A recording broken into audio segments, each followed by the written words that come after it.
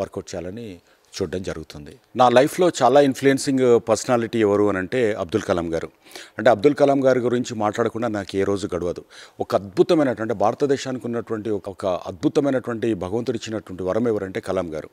ఆయన మనం ఒక సైంటిస్ట్గానే మనం చూస్తాం, కానీ ఆయన దగ్గర నుంచి నేర్చుకోవాలంటే చాలా ఉన్నాయి. అంటే ప్రతి ఇంట్లో ఉన్నటువంటి ఒక ఫాదరు, ఒక గ్రాండ్ ఫాదరు ఎలా అయితే వాళ్లకు ఒక గైడ్గా ఉంటాడో, ఒక అద్భుతమైనటువంటి మెసేజ్ తన జీవితం ద్వారా ఇచ్చినటువంటి మనిషి తాను. ఆ ఇన్స్పిరేషన్తో తీసుకున్నటువంటిది Suchir India Foundation. Suchir India ఫౌండేషన్లో ఫస్ట్లో నేను ఒక sir C V Raman young genius అంటే ఫస్ట్ నోబెల్ పేరు మీద నేను టాలెంట్ సెర్చ్ ఎగ్జామినేషన్ కండక్ట్ చేస్తూ వస్తున్నాను. గత 27 సంవత్సరాల నుండి కూడా ఆ టాలెంట్ సెర్చ్ పెడుతూ కొన్ని లక్షల మంది స్టూడెంట్స్ను 3rd క్లాస్ నుంచి ఇంటర్మీడియట్ వరకు ఉన్నటువంటి దాంట్లకు ఆ కాంపిటేటివ్ ఎగ్జామినేషన్స్ కండక్ట్ చేసి వాళ్లకు హైదరాబాద్ రవీంద్ర భారతిలో వాళ్ళందరికీ అవార్డ్స్ని ఇస్తూ, అంటే ఒక కాంపిటేటివ్ టెస్ట్ ఎందుకు పెడుతున్నానంటే దాంట్లో వాళ్ళ లోపల అంతర్గతంగా దాగి ఉన్నటువంటి నిద్రాణంగా ఉన్నటువంటి ఒక సృజనాత్మకతను బయటికి తీయాలి, వాళ్ళ లోపల సైన్స్ పట్ల ఉన్నటువంటి ఇంట్రెస్ట్ని బయటికి తీయాలన్న ఉద్దేశంతో ఈ సి రామన్ యంగ్ జీనియస్ అవార్డ్స్ను ఒక రిమోట్ విలేజెస్లో కూడా నేను ఈ టాలెంట్ సెర్చ్ ఎగ్జామ్ కండక్ట్ చేసి ప్రతి క్లాస్లో ఫస్ట్ సెకండ్ ర్యాంకర్స్ ఉన్న వాళ్ళందరినీ హైదరాబాద్ తీసుకొచ్చి ఒక ప్రామినెంట్ పర్సన్స్ను, ఇండియాలో టాప్లో ఉన్నటువంటి వాళ్ళందరినీ, ఒక సుప్రీంకోర్టు చీఫ్ జస్టిస్ కానీ లేకపోతే ఒక టాప్ నాచ్ ఇంటర్నేషనల్ సెలబ్రిటీస్ని కానీ వాళ్ళని తెచ్చి వాళ్ళ ద్వారా వాళ్ళకి అవార్డ్స్ ఇప్పిస్తూ, సందేశాన్ని ఇప్పిస్తూ, అది మోటివేట్ చేస్తూ వాళ్ళని ఇన్స్పైర్ చేస్తూ వస్తున్నాను. కలాం ఎప్పుడు చెప్తుంటాడు, ఒక 5 లక్షల మంది నా విద్యార్థులు సరిగ్గా ట్రైన్ అయ్యి వాళ్ళు తయారై ఉంటే నా భారతదేశంలో ఉన్నటువంటి నా 100 కోట్ల మంది మనుషుల్ని వాళ్ళు చూసుకోగలుగుతారు. ఉత్తిష్ట భారత అంటే మనకు గెటప్ ఇండియన్ డూ సంథింగ్ అనేలాగా వాళ్ళని మనం చేయవచ్చు అనేటువంటి ఒక భావనను తను ఉండింది. అదే నా మనోఫలకం మీద నాకు అది ముద్రించబడింది. అదే నాకు ఇన్స్పిరేషన్, కలాం గారే నాకు ఇన్స్పిరేషన్ ఈ ఫౌండేషన్ స్టార్ట్ చేయడంలో. దాంతోపాటుగా ఏంటంటే జీవితంలో ఏ సొసైటీలో మనం ఇండిపెండెంట్గా ఎవరు రాలే, ఎవరైనా అది వాళ్ళని నేను సొంతంగా ఎదిగాను, ఈ క్రెడిట్ నాదే, నేను సొసైటీలో నాకు ఎవరు సాయం చేయలేదు, ఈ 100% నా గ్రోత్కి నేనే కారణం అని అనుకుంటే అది నేను చెప్తాను, అదొక పిచ్చి ప్రలాపన కింద నేను తీసుకుంటాను. అంటే ఇక్కడ మనం ఆలోచించుకోవాల్సింది ఏంటంటే యు ఆర్ పారాసైట్. నువ్వు ఒక పరాన్నజీవివి ఎప్పుడు కానీ, నువ్వు ఇంకొకళ్ళ మీద ఆధారపడతావు, వాళ్ళు నీ మీద ఆధారపడతారు. అలా ఉన్నప్పుడు మాత్రమే సొసైటీ అంటారు, దాన్నే సొసైటీ అంటారు. ఇక్కడ కూడా ఏంటంటే మనము సొసైటీలో నేను ఎదుగుతున్నప్పుడు, అంటే సొసైటీ ఒక భూమి అంటే భూమిలో నుంచి ఎదుగుతున్న చెట్టుగా ఉన్నప్పుడు దాంట్లో నుంచి వచ్చిన దాన్ని మళ్ళీ మనం దానికి ఏ రకంగా రీఛార్జ్ చేయాలి మళ్ళీ అనేది ఆలోచించుకోకపోతే మటుకు మనం ప్రకృతి విరుద్ధంగా పోతున్న వాళ్ళం అవుతాం. సో అందుకని నేను ఒక డబ్బులు ఉన్నాయి కాబట్టి ఖర్చు పెట్టడం కాదు, నేను ఇన్వాల్వ్ అవుతాను. నేను వాళ్ళతో పాటు కలిసి మమైకమై దాంట్లో నేను సేవ చేస్తాను. సేవని నేను అనుకోను, నేను దాంట్లో ఒక పాల్గొంటాను నేను.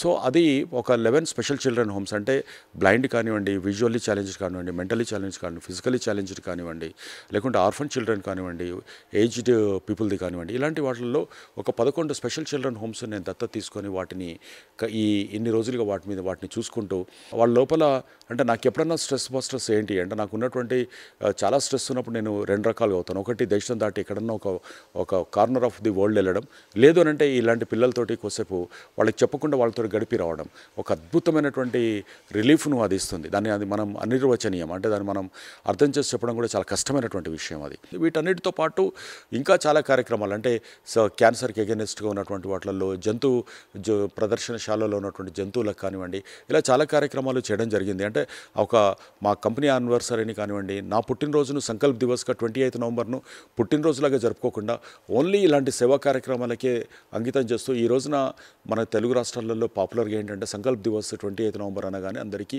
తెలుసు, ఆ రోజున అద్భుతమైనటువంటి సేవా కార్యక్రమాలు జరుగుతాయని. ఎవ్రీ ఇయర్ ఒక మెగా సస్సే అవార్డు హైదరాబాద్కి వస్తారు. కిరణ్ బేడి వచ్చింది, అన్నా హజారే వచ్చాడు, సందీప్ పాండే వచ్చాడు, జాకీ నరకుతం వచ్చాడు, సుందర్లాల్ బహుగుణ వచ్చారు. తర్వాత అలా మనం చెప్పుకుంటూ పోతే చాలా మెగా సస్సే అవార్డ్స్ అంతా ఒక రోజంతా నాతో పాటు గడిపినటువంటి వీళ్ళే. అద్భుతమైన ఘట్టాలు, వాళ్ళ నుంచి ఎన్నో నేర్చుకొని నేను ఇలాంటి కార్యక్రమాల్లో పాల్గొనడం అనేది చేస్తూ వచ్చాను. అంటే వ్యాపారంలో ఎంత సంపాదించినా కూడా మనం ఈ భాగాన్ని కనుక మర్చిపోతే ఆర్టిఫిషియల్ రోబోట్లు అయిపోతాం మనం. కాబట్టి ఇది 2 ప్యారలల్గా నడుస్తున్నాయి, అంటే 2 కళ్ళలాగా అవి నాకు నడుస్తూ వస్తున్నాయి. ఎందుకు సంపాదిస్తున్నాం అనేది ఒక క్వశ్చన్ వేసుకుంటే మనకున్నటువంటి ఒక 2 పిల్లల కోసం కాదు, బట్ మనం పుట్టినటువంటి ఆ సొసైటీలో ఇంకా కొన్ని కళ్ళల్లో ఆనందాన్ని చూడడం అనేది అద్భుతమైనటువంటి ఆనందాన్ని ఇచ్చే విషయం అనేది నేను భావిస్తాను. మన గ్రామీణ వ్యవస్థ అనేది లేకపోతే ఈరోజు కూడా చెప్తాం మనము ఇండియా లివ్స్ ఇన్ విలేజెస్ అని అంటాం. మనం గ్రామాల్లోనే భారతదేశం నివసిస్తుంది అని అంటాం. బట్ ఆ గ్రామాలను వదిలేస్తున్నాం, మనకున్నటువంటి మూలాలను వదిలేసుకుంటున్నాం, నాగరికత వైపు పరిగెడుతున్నాం. బట్ పరిగెట్టినా కూడా మూలాలు వదిలిపెడితే మనకున్నటువంటి సాంస్కృతికత ఉండదు, మనకుంటే ఐడెంటిటీ ఉండదు. సో దాని నుంచి రావాలి అని అంటే ఈ మనం మోడల్ విలేజ్ అనే దాన్ని నేను నమ్మను. బట్ ఆ విలేజెస్లో ఉన్నటువంటి దాన్ని రీబిల్డ్ చేయడం, ఉన్నదాన్ని మనం మళ్ళీ ఒక్కసారి దానికి కావాల్సినటువంటి ఆ సొగసులు అద్దడం, దాని లోపల రీబిల్డ్ చేయడము, దాని లోపల ఒక ఎనర్జీని ఇంజెక్ట్ చేసేలాగా ఎలా ఉండాలి. ఏ వ్యవస్థ అయితే మనకు మూలమో ఆ వ్యవస్థను కాపాడుకోవాల్సిన బాధ్యతగా ప్రతి వాళ్ళ లోపల ఉంది. కాబట్టి వాటిని మళ్ళీ ఆ విలేజెస్లో తీసుకొని వచ్చి అక్కడ ఉన్నటువంటి అన్ని వర్గాలను మనం స్ట్రెంగ్తన్ ఎలా చేయాలి అంటే, ఒక రోడ్లు వేస్తే కొన్ని రోజులు ఉంటాయి, బట్ అక్కడ ఉన్నటువంటి కల్చర్ను మనం ప్రివైల్ చేస్తే కొన్ని ఏళ్ల పాటు, కొన్ని తరాల పాటు అది నిలబడడానికి ఛాన్స్ ఉంటుంది. అక్కడ ఒక ఎడ్యుకేషన్ కానివ్వండి, ఒక హెల్త్ కానివ్వండి, లేకపోతే ఒక వ్యవసాయానికి సంబంధించినటువంటి సేంద్రియ విధానం కానివ్వండి. సో ఇదంతా కూడా వాటిని మళ్ళీ రివైవ్ చేసుకుంటూ అక్కడి నుంచి మైగ్రేషన్ తగ్గించేసి అక్కడ ఉన్నటువంటి హెల్త్ ఎడ్యుకేషన్ సిస్టమ్ను డెవలప్ చేసుకుంటూ ఒక బీడు భూములను మనం పంట పొలాలుగా మనం మార్చడానికి ఉన్నటువంటి పద్ధతులు కానివ్వండి, వీటన్నిటి మీద నాకు ఒక అవగాహన ఉంది. నేను చేస్తూ దాని మీద ఒక రకమైనటువంటి మక్కువ మమకారం పెరిగింది. కాబట్టి నేను కనీసం ఒక 15 రోజులకు ఒక రోజైనా అటువంటి వాటి దగ్గరికి వెళ్ళి వాటిలో ఇన్వాల్వ్ అవుతూ నేను చేసుకుంటూ రావడం జరుగుతుంది. ఒక సూరారం విలేజ్ అని మహబూబ్నగర్ జిల్లాలో ఒక రిమోట్ విలేజ్ను, అలాగే దేవుని నర్మెట అని చెప్పేసి మన సిద్దిపేట కాన్స్టిట్యున్సీలో ఉన్నటువంటి 2 చోట్లలో కూడా వాటిని చేయడం జరిగింది. నేను ఈ రీసెంట్గా చేసినటువంటి నర్మెట విలేజ్కి సంబంధించిన 2300 మంది హెల్త్ క్యాంప్ చేస్తున్నప్పుడు అదొక అద్భుతమైన ఘట్టం. అంటే దాంట్లో చూస్తే 10 ఏళ్ల కిందట 15 ఏళ్ల కిందట షుగర్ బీపీ వచ్చిన వాళ్ళు కూడా పాపం చెక్ చేయించుకోకుండా అది జరిగినటువంటి పరిస్థితి కనపడింది. అంటే వాళ్ళకి తెలియకుండా ఎంతమంది వాళ్ళకు ఉన్నటువంటి ఆలోచన లేమి వల్ల అనుకోండి, వాళ్ళకి అవకాశాలు ఉండి వాడిని సద్వినియోగం చేసుకోకపోవడం వల్ల కావచ్చు, అవన్నీ కూడా బయటికి తీసి దానికి ఎలాంటి పద్ధతులను మనం ఆచరిస్తే బాగుంటుందనేది ఇక్కడ బేసిక్గా నేను చేసినటువంటి ఎక్స్పెరిమెంట్ చాలా అద్భుతమైనటువంటి ఫలితాలు ఇచ్చింది. ఐ నో దట్ 2300 ఆ విలేజ్కు సంబంధించినటువంటి ప్రతి వాళ్ళ ఆరోగ్య చరిత్ర నాకుంది. వాళ్ళ లోపల చాలామంది ఎనిమిక్గా ఉన్నారు, అంటే నీరసంగా ఉన్నారు. వాళ్ళ లోపల బాడీలో అటువంటి కాల్షియం కానివ్వండి, ప్రోటీన్స్ కానివ్వండి చాలా వీక్గా ఉన్నాయి. వాటిని ఏమి ఇవ్వడం వల్ల వాళ్ళ లోపల మళ్ళీ వాళ్ళ లైఫ్ స్పాన్ పెంచొచ్చు, వాళ్ళ లోపల మోర్ యాక్టివ్గా ఉన్నప్పుడు మోర్ ప్రొడక్టివిటీ ఉంటుంది, వాటిని కూడా చేసుకునే అవకాశం ఉంది. అండ్ దీంట్లోనే టెక్నాలజీని వాడుతూ ఇంకేం చేయాలనేటువంటి ఆలోచన కూడా ఉంది. డెఫినెట్గా ఈ 2 విలేజ్లే కాదు, ఇలాంటివి ఒక 100 విలేజ్లన్నా కావాలి. ఇంకా నాలాగా ఉన్నటువంటి వ్యాపార సంస్థలకు ఎవరికైతే అవకాశం ఉంటుందో వాళ్ళు ఇంకా కొంతమంది ఇలాంటివి తీసుకుంటే మన 5,40,000 విలేజ్లు ఉన్నాయి మన భారతదేశంలో. వాళ్ళల్లో అట్లీస్ట్ 50% తీసుకున్నా కూడా ప్రపంచంలో ఉన్నటువంటి అద్భుతమైనటువంటి గ్రామీణ దేశంగా రూరల్ ఎకానమీని మనం నిజంగా బూస్ట్ చేసే మనుషులుగా మనం తయారు చేయొచ్చు. సో ఈ రకంగా మన సామాజిక కార్యక్రమాలు చేయడం కానివ్వండి. నాకు చిన్నప్పటి నుంచి నేను మీకు చెప్పినట్టుగా ఈ think global and act local అనేది అంటారు. అంటే మన మనిషి అనే అతను మనం ఎక్కడి నుంచి మొదలుపెట్టినా ఈ విషయంలో మన భాగం. మన ఊళ్ళో ఉండి మనం ఇక్కడిక్కడే ఉండడం కాకుండా మనం మొత్తం ఓవరాల్గా మనం ఎలా పేరు తెచ్చుకోవాలి, మనం కనెక్ట్ ఎక్కడి నుంచి అవ్వాలి, గ్లోబల్లో ఉన్నటువంటి ఒక దగ్గర నుండి ఇంకొక దగ్గరికి మనం ఎలా కనెక్ట్ అవ్వాలనేది కూడా చాలా ముఖ్యమైనటువంటి విషయం. దాంట్లోనే నేను చాలా డెలిగేషన్స్ను చేశాను. Indian association of friendship with foreign countries అని IAFFC అని అంటారు. ఈ ప్రపంచ దేశాలకు సంబంధించినటువంటి ఈ సమైక్యలో నాకు ఇంట్రెస్ట్ తోటి ఆ రోజులలో నేను ఢిల్లీకి వెళ్ళి, నాకు ఎర్లీ స్టేజ్, నాకు ఫ్లైట్లో పోయే డబ్బులు కూడా లేవు ఆ రోజులో. ఢిల్లీ వెళ్ళి ఆ అసోసియేషన్లో నేను మెంబర్షిప్ తీసుకొని హైదరాబాద్ హెడ్ అయ్యాను, సదరన్ రీజన్ హెడ్ అయ్యాను. అది జవహర్లాల్ నెహ్రూ గారి టైంలో మొదలుపెట్టినటువంటిది.